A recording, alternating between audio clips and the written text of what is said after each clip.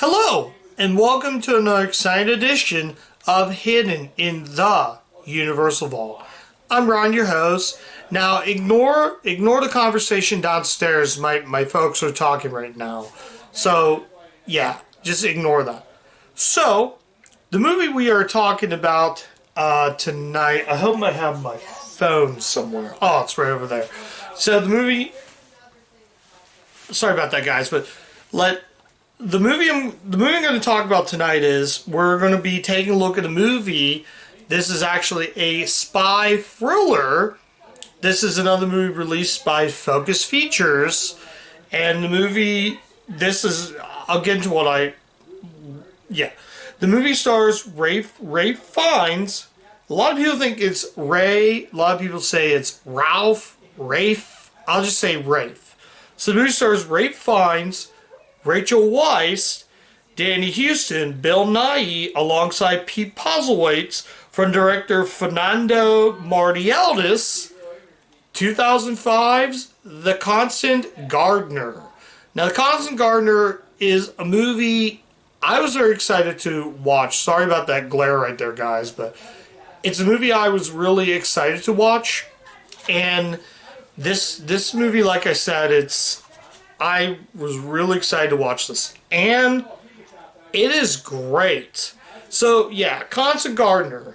What did I think? So, let's talk about Constant Gardener. So, like I said, that cast alone, this is actually based on a book, based on a novel by John le Carre. A lot of people say it's John de le Carre, but it's John le Carre. He wrote this book in 2001, and he also made another. His claim to fame, his other book, he's sort of like the Tom Clancy of spy thrillers. So he wrote another book, which Focus Features also greenlighted a decade later, Tinker Tailor Soldier Spy, which I do have that movie, and that was also Focus Features. But I thought we'd do Constant Gardener, and the movie centers around a man named Justin Quayle. So Justin Quayle is this British guy who heads off to Kenya. His wife is portrayed by the great Rachel Weisz, who I covered in The Mummy Returns. As I said, guys, I do apologize if they're talking downstairs, but let's just ignore that and just focus on this review. So he heads off to Kenya to his wife is an activist, and realize his wife is pregnant. So then they realize his wife and unborn child were all suddenly murdered. So it's this sort of murder mystery to see who did it. So that's the sum of this movie. And that is pretty much the plot to this movie. And this is actually, I gotta say, this movie is a masterpiece. This movie is probably so far the best movie Focus Features has ever made in the Focus Features library. This movie is just so good. So Danny Huston plays another guy that Justin meets, and they're trying to figure out what the problems is, what is going on in this country. So then we get another guy played by the great Bill Nighy. I feel like every time I watch a Bill Nighy movie, I know it's going to be good. I've covered a good chunk of his movies. Love Actually. Shaun of the Dead, which Shaun of the Dead made it on my list. And every time I watch him act, he is so good. I feel like the movie has this movie has Oscars right there. Even though the movie, I don't think, got an Oscar nomination, this movie, like I said, is just so good. Pete Postlethwaite is in it, but it's very small. He comes near the end of the movie. So, yeah, it's a gripping thriller from start to finish. And just, wow. There are moments where I'm just puzzled. Also, a lot of those countries like Kenya, they do different things than what America does. So, yeah, they go down and he's down there. He meets up with Pete Postlethwaite, who tells him that there's been an attack. So There's attack going on. They're dropping things out of a plane, and he's trying to find clues. This movie honestly should have been what The English Patient has. Basically, this movie is if you take English Patient and Babel. Babel was the Alejandro Gonzalez Iñárritu film. And that sort of, this movie is more in line, not really copying English Patient. This movie is sort of a precursor to Babel, which was a movie I really liked back then. I do, where it has different stories, but doesn't have the three stories in one. This is like one whole story, and it just moves like it goes very fast to the point I really wanted more. I was really liking these characters. I thought Ralph Fiennes was fantastic. I haven't seen his latest film, so I can't say if that's a better performance. But in terms of performances, he is so good in this.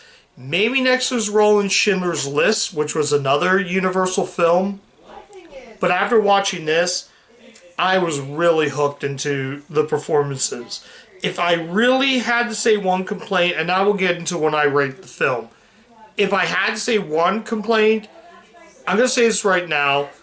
Can we please stop with the shaky cam? It is really just obnoxious. It causes headaches. I thought we were done with shaky cam.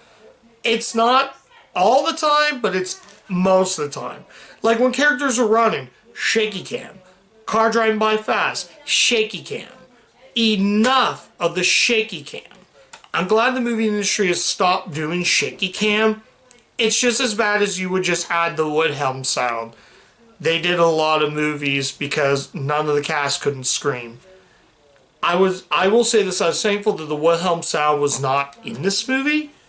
And the direction from Fernando Mariales, his previous film to this was City of God, which was the foreign language. I think it might have been the foreign language winner of 2003.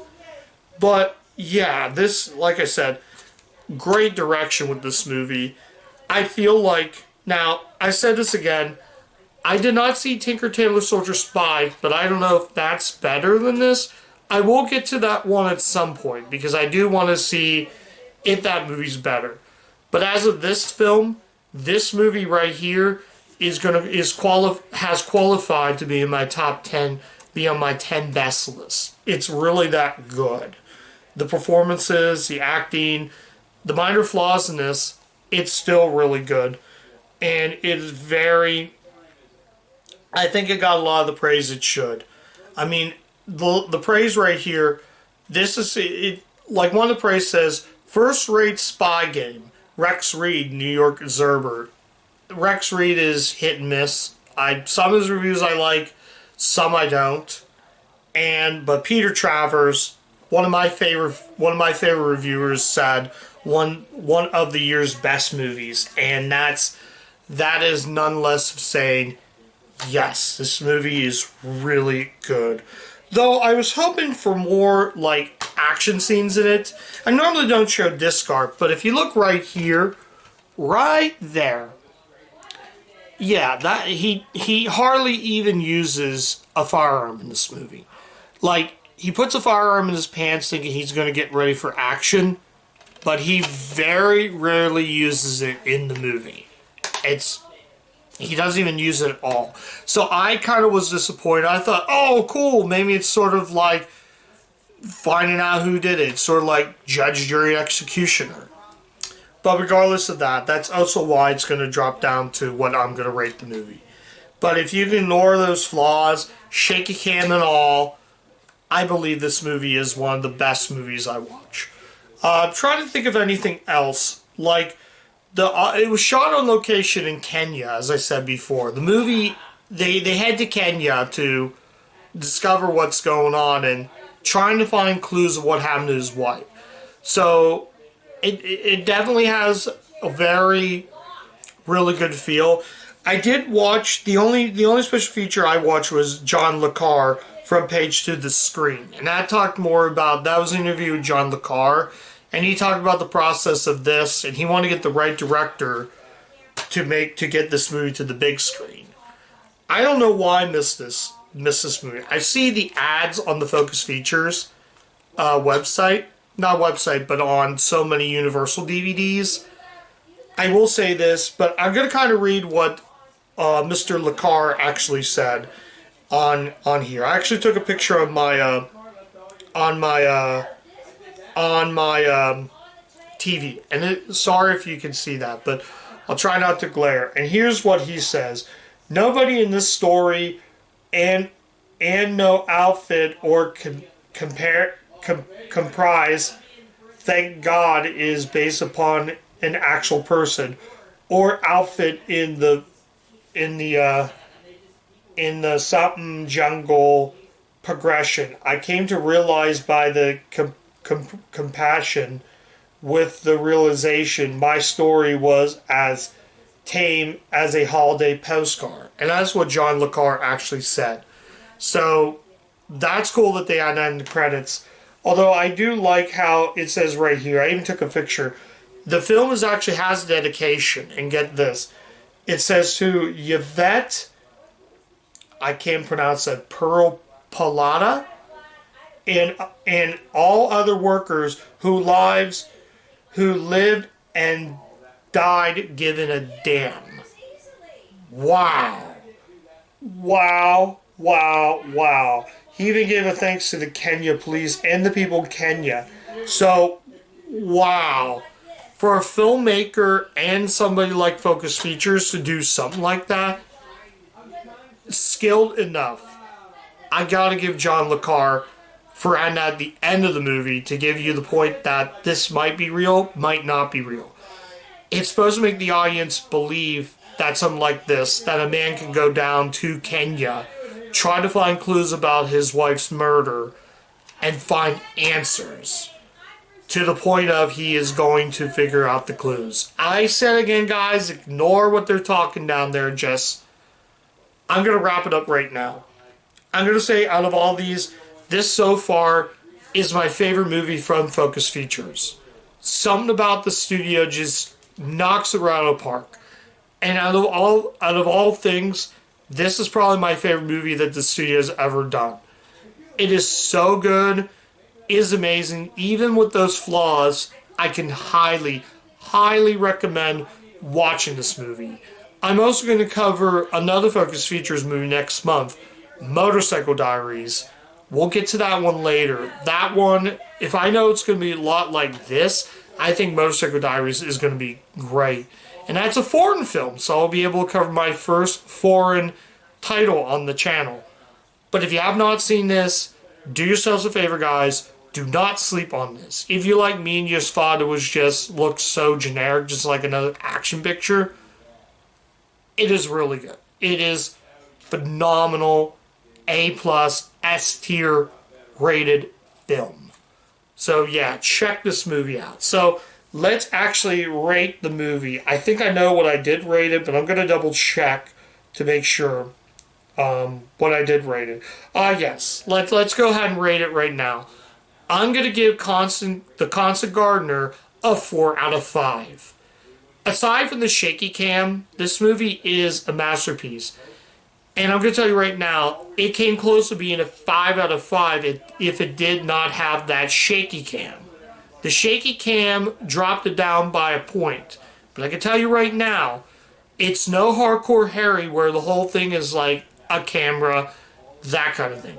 This is a pure rated spy thriller from start to finish. It will keep you glued to the end, to the very end of the film. Kept me glued. There were some parts I'd look at my phone because I couldn't figure what was going on. But yeah, that's why it's getting that rating. And if you have not seen this, I'm going to say this again, guys. Do yourselves a favor. If you have a rental store that has this, rent it. Buy this movie. Whether you get it on Blu-ray or DVD, buy a copy, pick up a copy, watch this. This movie is, sorry about the glare, guys, but this movie right here is going to make, it did qualify, and it's going to have a spot in my 10 best list at the end of the year.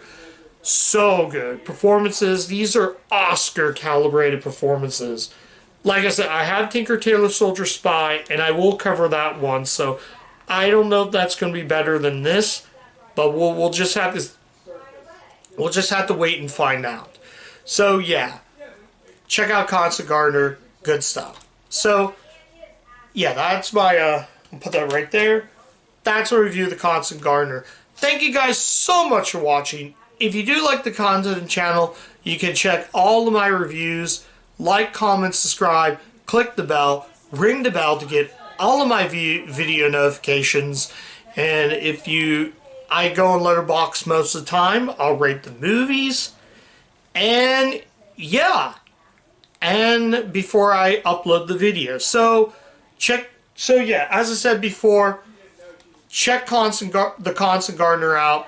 You will not be disappointed. So yeah.